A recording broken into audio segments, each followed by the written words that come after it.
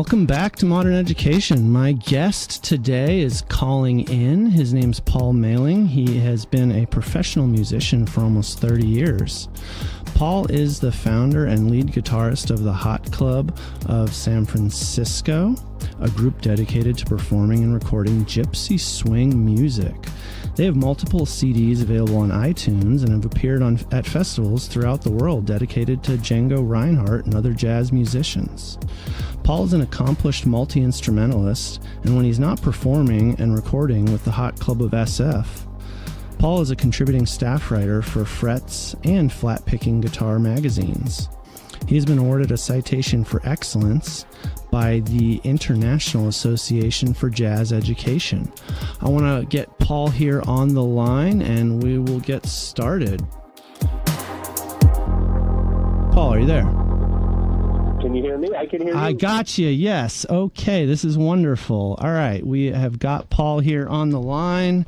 Better late than never. Paul, welcome to Modern Education. Thank you for making the time to come in. Hey, I'm happy to be there. Hello, everybody out there in Radio Land. Hello to Radio Land. Yeah, so, Paul, I understand you were born in Denver, but you grew up right here in Silicon Valley and went to high school in Santa Cruz. Is that right? Yeah, I went to high school in Pleasanton and Santa Cruz, so yeah, I'm a California boy. Oh, excellent, excellent. And what are you doing with your time these days? Pardon me? What are you doing with your time these days? Well, I spend most of my time practicing the guitar and the violin, which I didn't do when I was a young man, so now I have to do it. It's better late than never.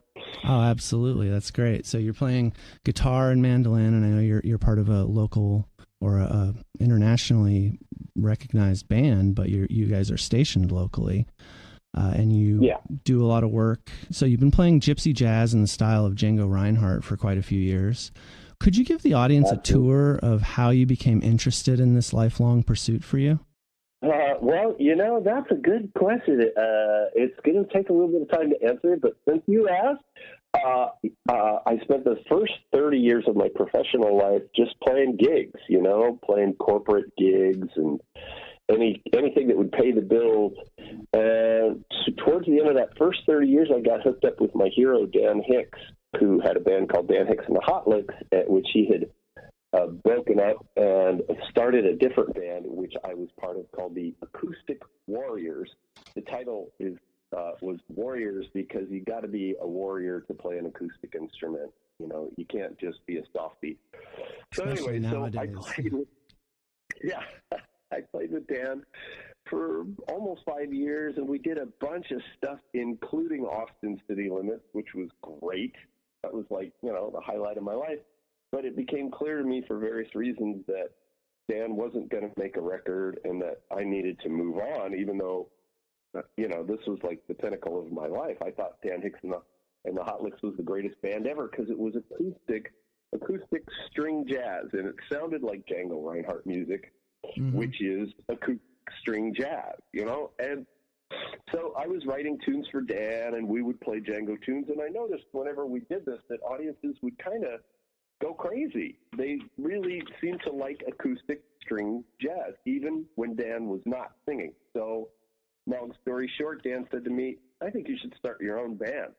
And that's how the Hot Club of San Francisco was founded. It's a complete homage to Django's band, the Hot Club of France. And it's supposed to be a funny title, the Hot Club of San Francisco. It's a cumbersome name for a band, but it tells the whole story to those who know about Django Reinhardt. Oh, what a great story. That's the short answer. Yeah. So it sounds like you had a real mentor there who not only helped you develop your sound, but also kicked you out of the nest and sent you on your way to do bigger and better things. Exactly. Like a good mentor should. Oh, absolutely. Now, this is a lifelong pursuit for you, and something that's always amazed me is the transformative effect of gaining mastery in anything. It seems to change the way we see the world and the way we see ourselves. Is there an aspect of your experience on the path to gaining mastery you can share that personally or as a teacher that's been transformative for you? Well, they say that when the student is ready, the teacher will appear. And I had to get myself over to France in my 20s. I was looking for ways to learn how to play Django-style guitar, to play gypsy jazz. There was nobody in America doing it. There was a couple of guys down in Southern California, one of which you may have heard of by the name of John Jorgensen and his buddy Raul Reynoso. They were actually playing Django-style guitars in Disneyland. And we all kind of traded LPs and cassettes through the mail. But none of us was really nailing it, you know? And I got myself over to France to try to find some gypsies in the early 80s.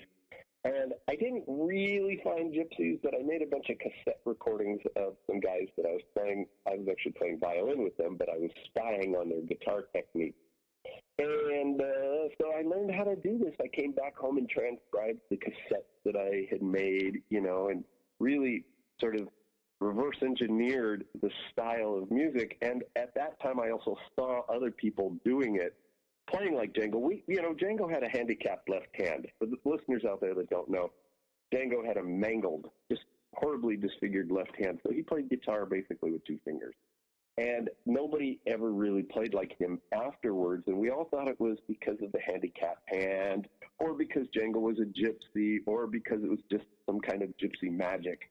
Well, when I saw people doing it in France in the 80s, I thought, well, hell, it's doable. I could do it. I could learn how to do this. So I slowly learned how to do it. And get this. So this is to answer your question about teachers showing up. There was almost nobody for me to learn from. And so I thought I should make instructional DVDs for guys like me who want to learn how to do it. And so I put out a couple in the 80s on homespun tapes.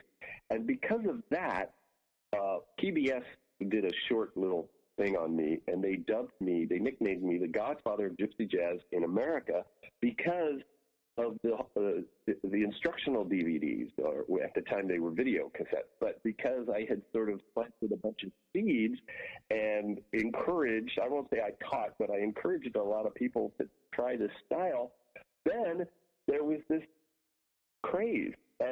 And my videos were only a small part of the worldwide craze for Django. I think it was the beginning of the internet, and everybody just started finding out about Django, and all of a sudden his music was in more movies. You know, Woody Allen and people like him have always used Django on their soundtracks. And then after this craze started in the late 80s, boom, everybody started playing like Django and buying the guitars and wanting to play.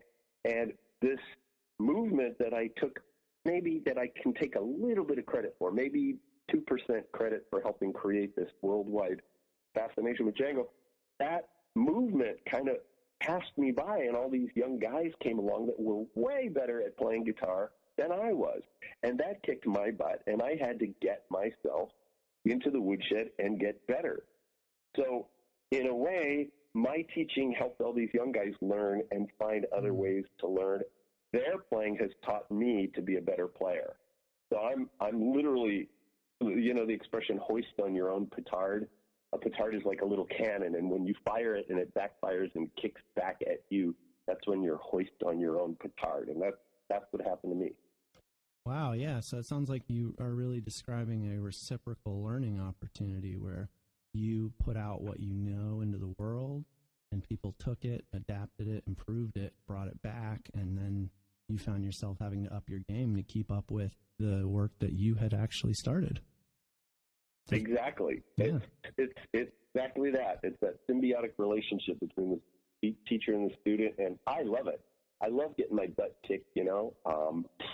I would prefer to already have my technique in place and just be able to enjoy life, but I spend 4 or 5 hours in the woodshed every day playing some instrument, you know. Yeah, absolutely. Well, that's because you're a professional, sir. Yeah. It's a chicken or the egg thing, you know. Yeah, fair enough. It always is, right? So when we're talking about, I know you conduct music clinics and private music lessons, and you're a staff teacher for the Jazz Masters Workshop. How long have you been doing this teaching off of video, but in person with people? You know, I've been teaching all my life. It's funny that you mentioned the Jazz Masters thing, because I actually, now I should update the resume that you're looking at, but now I teach at the California Jazz Conservatory in Berkeley, which used to be called the Jazz School. The California Jazz Conservatory, and in the fall quarter they offer a gypsy jazz class for people that want to sort of get familiar with the genre. And I love teaching. I love teaching in the classroom. I love teaching one-on-one in my home here in Oakland. I don't know. Because I didn't have access for teachers to teach me gypsy jazz, I really love teaching. I don't know how to explain it, but I know how to help people.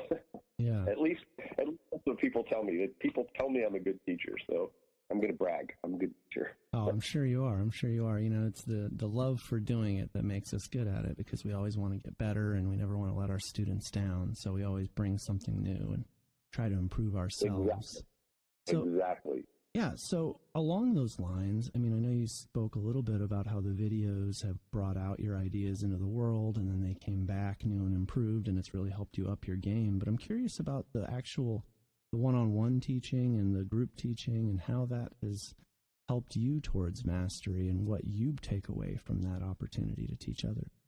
Well, you know, the relationship between a student and a teacher, I have to watch them and listen to them play. And so we play together, and I have to manage what I'm doing when I'm watching the student, so that the student doesn't feel intimidated or any pressure from me. Because, for some people it's a hard thing to play in front of their teacher, blah, blah, blah. But once we get past that point, I have to do something to bring out the best in my students, so I can see how far they've come and how far yet they have to go. And, I have to measure that and then teach them something during the lesson that they can immediately put to use. And sometimes when people don't have a teacher, they acquire a bunch of knowledge, but they don't know how to plug it in. So my theory is you learn something and immediately start to implement it as soon as you can. Otherwise, it's merely information and it's not practical knowledge. So, I learn a lot from students just by watching their resistances or their lack of confidence, and I try to help them over those kinds of psychological hurdles. And sometimes my own personal experience helps them. If I tell them, I didn't use a metronome till I was 30 because, like you, I hate the metronome. But once I hit 30 and became, comfortable with the metronome, it really shortened my time in the woodshed. And when I tell people that, then they go, okay, I can relate to this guy. He used to hate the metronome.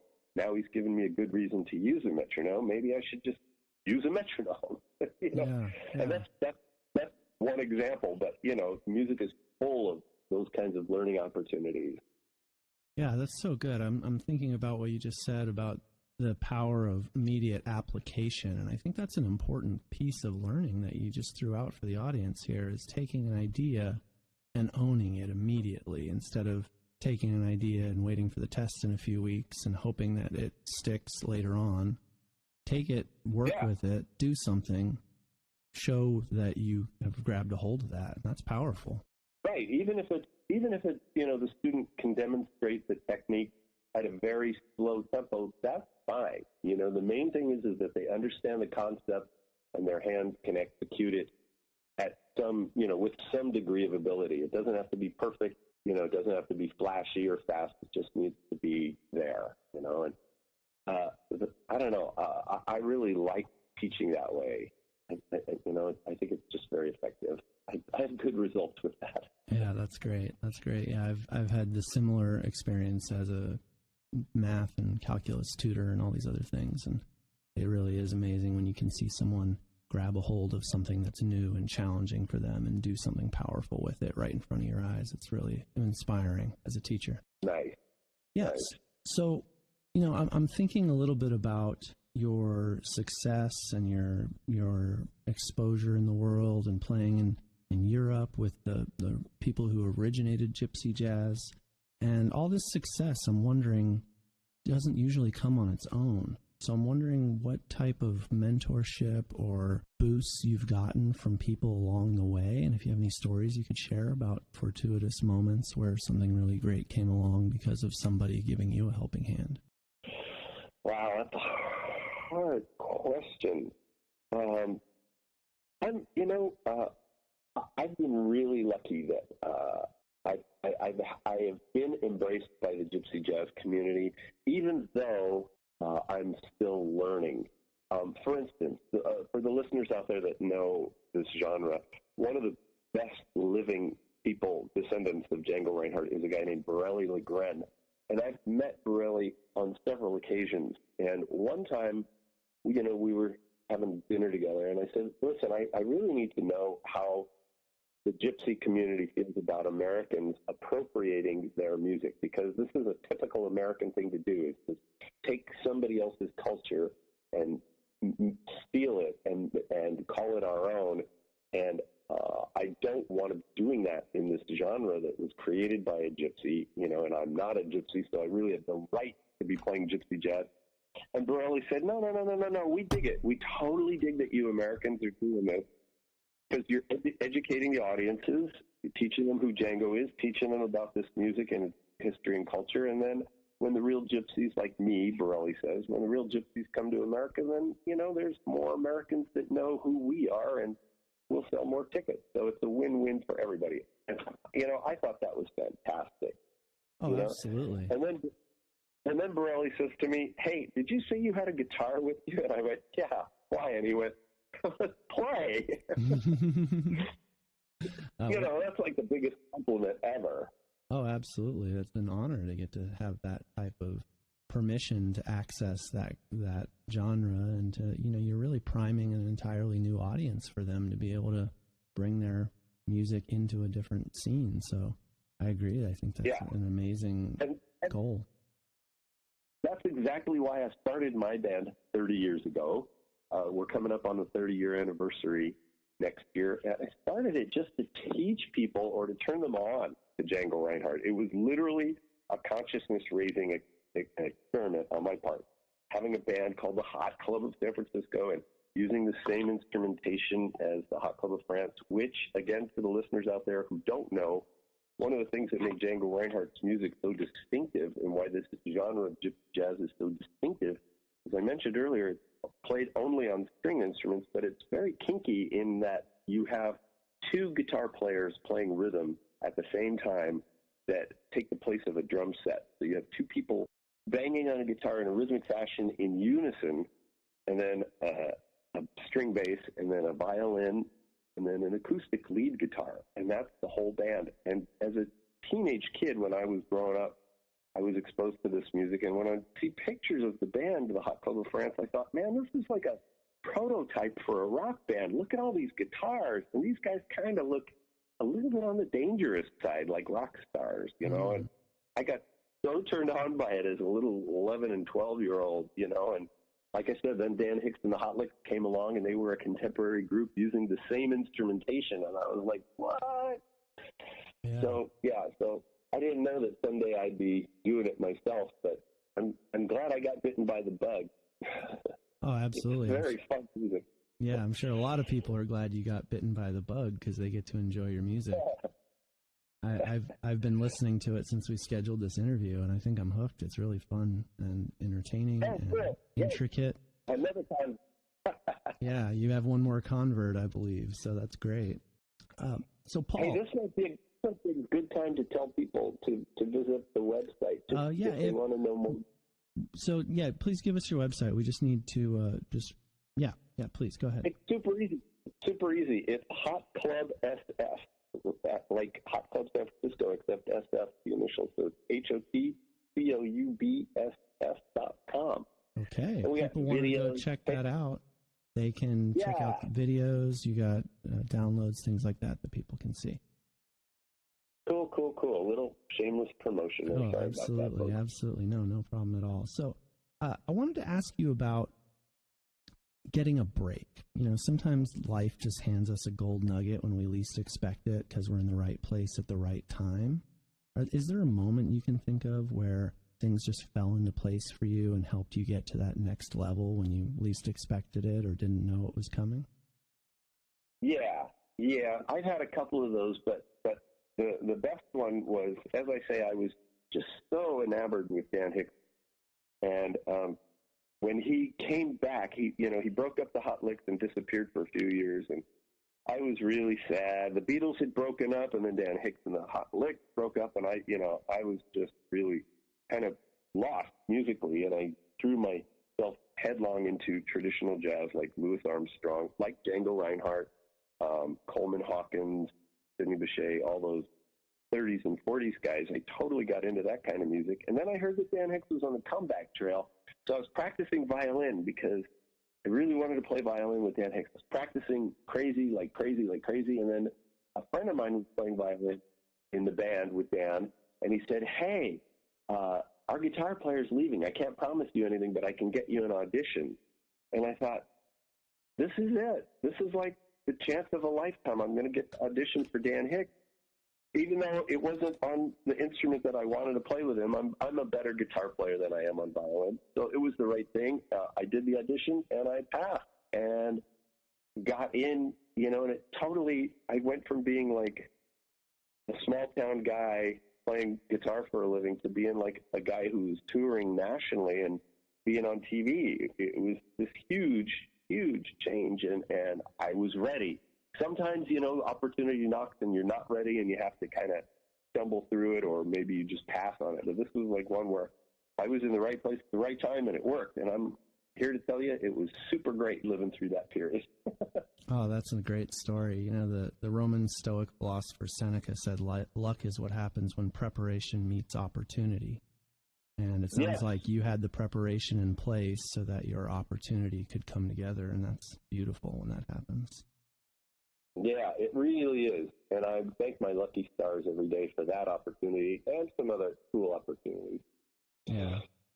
I'm curious, Paul, did you attend college? I went to junior college, and I even studied improv, and I was already a gigging musician at the time, and I just thought, between the stuff that they were teaching in this improv class, which was a great class, but it wasn't stuff that I wanted to learn, and it wasn't what I considered practical stuff. So I just thought, you know what? If I'm going to do this, let's do it. So I quit college, quit my day job, and just started gigging full time because I got hooked up with some professional guys that were like in their 70s and 80s, and I was still like 17, 18. Yeah.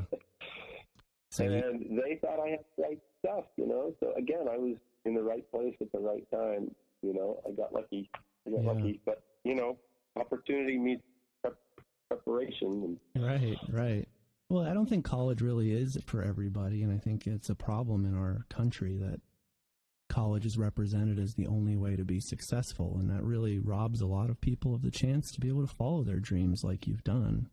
And I'm glad we're able to highlight that for the audience, that there's always a way to fulfill your dreams, and a lot of times it's not through college, although college can offer a lot of great things to a lot of people, but it's not the only route. So it's nice to be able to illustrate that for people. Absolutely. I couldn't agree more. And, the thing is, we talk about this a lot. One of the things that makes a good teacher is having an open mind to being a student, or, as we call it, beginner's mind. If you can hold on to your beginner's mind, then you're more effective as a teacher. Oh, absolutely. And you learn better. Yeah. You're a better student, you're a better teacher. Yeah, they say the worst thing for innovation is to call in an expert. Funny. Yeah. Now, I know you did some schooling in college, and I'm sure you did grade schools and all that. And I'm curious, having the hindsight now, being, far removed from all of that, what do you feel like you took away from, traditional schooling and the grading system and all of that? Do you have any lasting memories or feelings that have endured all these years? Personally, I was like an incorrigible kind of troublemaker kid. I was really bright, so I was really bored in public school, and I had a lot of teachers who would, seriously, a lot, more than 3 teachers in in my elementary school years who would say to me, you don't have to come to class, just turn in your assignments and do what you want during the class time. It's okay if you don't show up because you're too much trouble in the class. So I had I had been given a lot of liberties, and so that was kind of encouraging. And I also had music teachers that really saw something in me and encouraged me, even though, like I said, I was a bad student. I was disruptive. I often didn't do my assignments. I often didn't, learn what I was supposed to, but I seriously maxed out on every learning opportunity that I had in my own way. But if I had it to do all over again, I would have played more by the rules. I would have done my homework. I would have, learned how to write with like legible cursive handwriting. I would have learned to read music thoroughly and comfortably so that, because at my age, I still stumble when I read music. And as I say, I'm still in the woodshed practicing because I didn't practice my scales and arpeggios when I was a kid. And so even though you and other people may think I'm like a raging success story, I still have a lot of humility and a lot of not regret, but I would encourage people out there listening to do what the teacher tells them. If you want to play an instrument, get a good teacher and do what they tell you to do.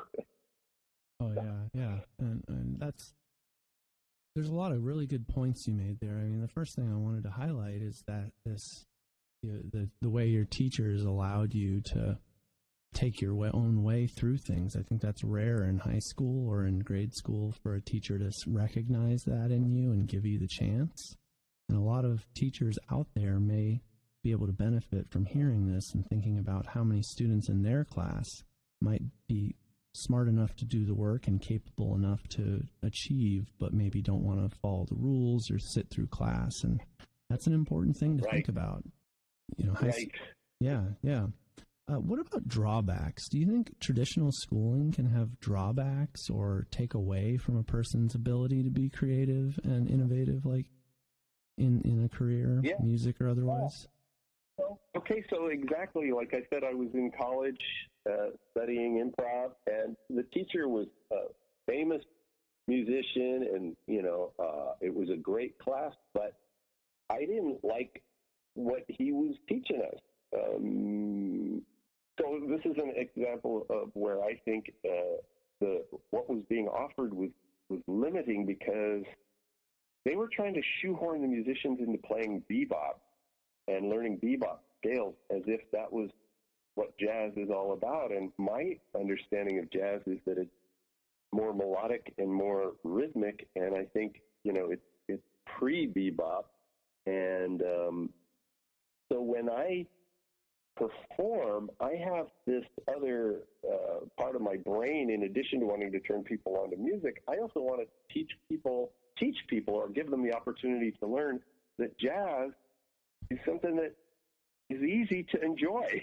I think Americans think they don't like jazz because the jazz that they have heard might have been off-putting and not understandable and not relatable.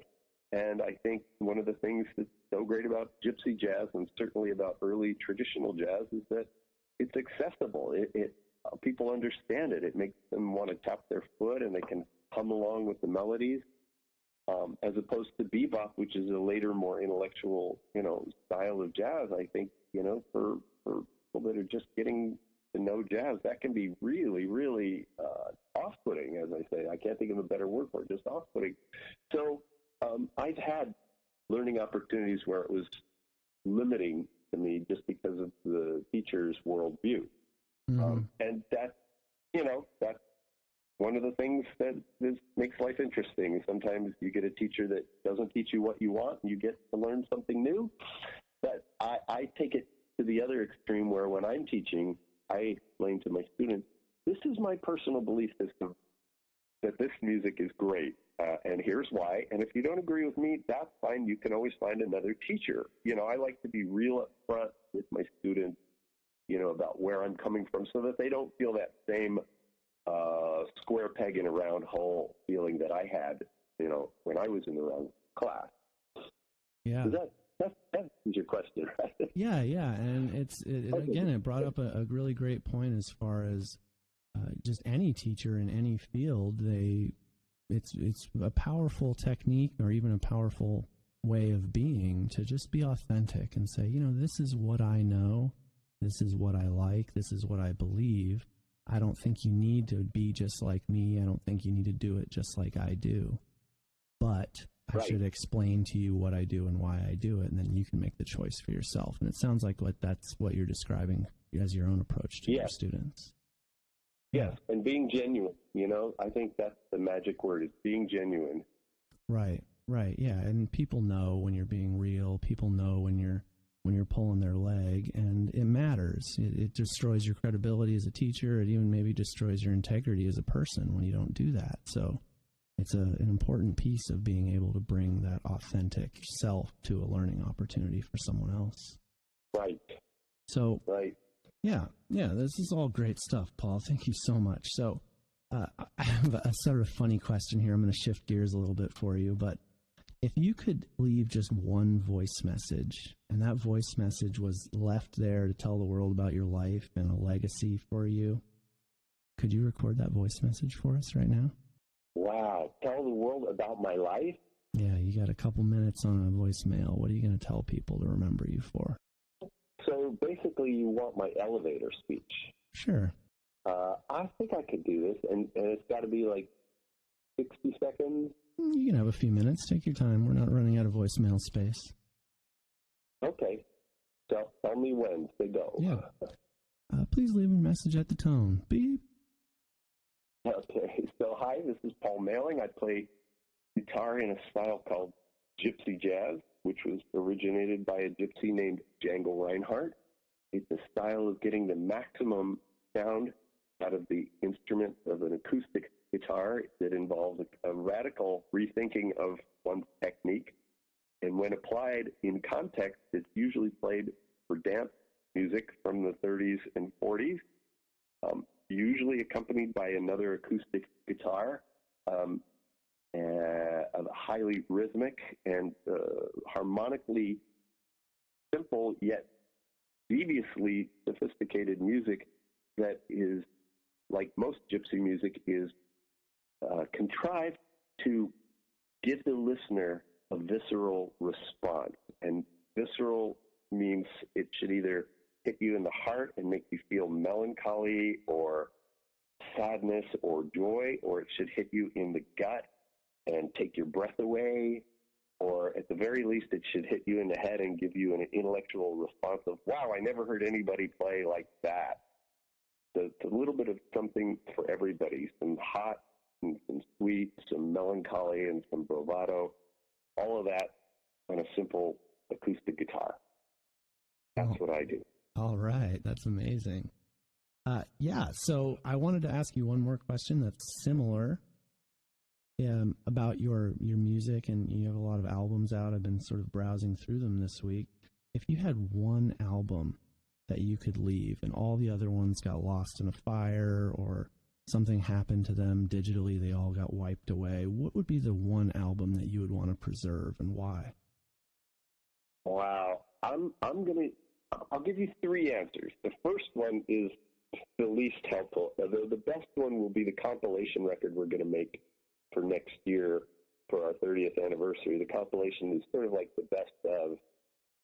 But since that's not available, I would be torn between my favorite record, which was the hardest record to make, and I waited all of my life to make it, was the one where we just cover Beatles tunes. I've always loved the idea of, playing in a different genre with this instrumentation, genre hopping. It's like gender switching, but then I think the first record we did, which is called QHCSF, like Quintet Hot Club San Francisco, that's our very first record, and it had like 3 original tunes and 1 Beatles tune and a tune by Chick Corea and 3 tunes by Django himself. And it's just, I'm so proud of that record still 30 years later, because we we really nailed it right from the beginning. We just got we got it all together, and we pushed the envelope. And I don't know, it's hard to brag, but I really still think that record holds up. I'm super proud of it. So that's the one I'd recommend, the first one. Yeah, it's something special about your first record, the energy you put into it, the amount of dedication you have to making sure that it turns out good is something special that'll never go away, I'm sure. Yeah. Plus, it was just impossible. There was really, like I said, no other Django bands out there in America. Finding people to do it, and the arrangements and which tunes to do and which ones to not do, and it just all came together. It was funny. It was a miracle. Yeah, and now it's preserved, so it'll be there forever. It kind of, I think, makes me think of the old blues albums that were cut once on vinyl in some old backwoods shed somewhere, and they've survived for all these years and been played over and over again. Like that. Yeah. So it's safe to say you play primarily acoustic, right? Yeah. Yeah. I mean, I use sound reinforcement, but I have a solid body electric guitar, and I've played it maybe 10 times in my life. Okay. So we can safely say you are firmly in the acoustic camp, right? Yeah. Firmly. So now, as the years have gone on and technology has become more prolific in learning and education and music especially, what role has technology played in your experience as a performer and an artist? Technology, for instance, I started the band before the internet. So before the internet came along, there was very little information on gypsy jazz, and particularly on Django Reinhardt and the Hot Club of France. There was very little information. So consequently, the only way you could get information was from LP records, record jackets. And they would often be in French because they were made in France. So as a kid, I took French classes, mostly so I could translate the information on the album jackets for these Django Reinhardt records. So technologically speaking, when the internet came along and everybody was finding out about Django through the internet, it was great. It was just like an explosion of interest. And, guitar makers that make these kinds of guitars. When I got one of these guitars, it was super impossible to find. Now, you just open up your browser and Google, gypsy guitar, and you'll find easily like hundreds of makers for these guitars. And technology, for sound reinforcement, it used to be really hard to do a concert with all acoustic instruments, and now it's really common for nightclubs and concert halls. They've seen lots and lots of acoustic instruments, and so they know how to amplify them now. But it used to be really a challenge. It used to be really hard. Yeah. So is it safe to say then that it's made your life easier and giving you more ways to be able to get your music out there and get people able to experience what you're doing? Yep, absolutely. Yeah. Technology has been my friend. Oh, that's great. Yeah. And what about for your students as they're learning? How is technology coming into play for people being able to learn a new instrument or learn a new style? This is good. This is good because of the internet and because of CDs and CD-ROMs, a whole generation of students has grown up learning how to play along with backing tracks. We call them backing tracks. It's like having an accompanist in your computer, and you just push a button, and the accompanist plays, and you can practice playing your solos against the accompanist. But because so many students use these pre-made backing tracks, they didn't learn how to become accompanists. So we had some of the first generations of gypsy jazz guys could play great leads and great solos, but they couldn't play rhythm. They couldn't accompany, and so their value as working musicians wasn't really as high as it might have been if they had done it the way I did it, which is to learn how to be an accompanist, and then you accompany somebody in person like me and observe and ask questions and listen night after night after night after night, and it starts to sink in. But for guys that learned from, backing tracks where you can't interact and ask questions, it sort of like you're just limited. Yeah. You're not fully developed as a musician. Yeah. So it sounds like there is something lost there in not having the person-to-person dynamic and the back and forth that goes along with this real-time playing. Absolutely. And it's really sad. It's sad to see it, and I see it a lot, Yeah. Well, hopefully we'll have some new technologies that can help people get to that level. But I think for now we're going to have to realize that we can't just lean on technology for all these things. Paul, I'm about out of time here, so I just want to thank you for making the time to come on the show. Thank you for all these great insights, and thanks for your patience with those technical difficulties at the beginning. And this has been great. Thank you so much. Man, this has been great for me, and I appreciate the opportunity to reach all those people out there that listen today. So thank you, man. Thanks a lot. Okay, thanks again. Take care. Bye-bye. Bye-bye.